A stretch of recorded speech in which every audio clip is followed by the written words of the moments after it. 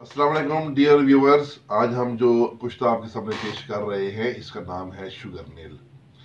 اس کے اجزاء کلی 10 گرام، سکہ 10 گرام اور مدار کی لکڑی یعنی چوب مدار اس کو کہتے ہیں، جو لکڑی ہوتی ہے وہ تازہ لینی ہے مدار کے تازہ پودے سے۔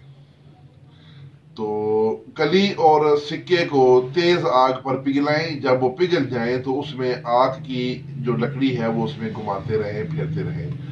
تو رفتہ رفتہ یہ کلی اور سکہ جو پگھلا ہوا ہے یہ بالکل پاؤڈر کی طرح خاک ہو جائے گا، تو اس کو اتار لیں اور اس کو دوبارہ کھل کر لیں۔ اب اس کا نیاریہ کر لیں، جو خام اس میں مال بچے اسے الگ رکھ لیں اور کشتہ کو الگ کر لیں۔ اب کشتہ جو یہ تیار شدہ ہم نے یہ بنایا تھا یہ 20 گرام ہوگا، سرجیت 10 گرام، گڑ مار بوٹی 10 گرام، سندل سفید 10 گرام، نشاستہ 10 گرام اور گوند گتیرا 10 گرام۔ یہ سب آپ نے اس میں ملا لینے ہیں، اور مزید اس میں پھلی ببول یعنی ککر کی پھلی، گل نار اور افیون اور ست گلو، یہ سب 6 گرام ہیں۔ یہ پیس کر اس میں ملا لیں، اور اب یہ آپ کا نسخہ مکمل طور پہ تیار ہو گیا ہے۔ اس کی خوراک ہے 2 گرام دوا صبح شام کھانے کے بعد۔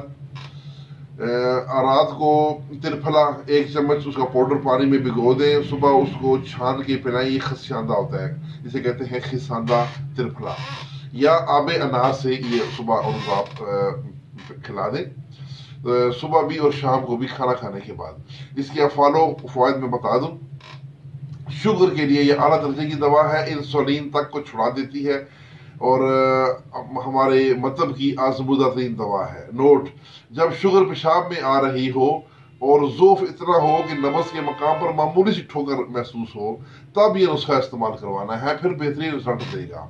لیکن یاد رکھیں کہ یورک ایسڈ اور ٹرائی گلیسرائڈ والے مریضوں کو یہ نسخہ استعمال نہیں کروانا۔ بہتر ہے کہ مریض پہلے اپنے ٹیسٹ وغیرہ مکمل کروا لیں، اور کوئی حاذق طبیب ہی یہ نسخہ اپنے مریضوں کو استعمال کروائے۔ برائے مہربانی ویڈیو دیکھ کر کوئی عام آدمی یہ نسخہ خود اپنا سیلف ڈائگنوز نہ کرے۔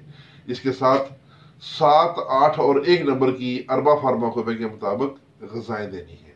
اس کے ساتھ اجازت، والسلام۔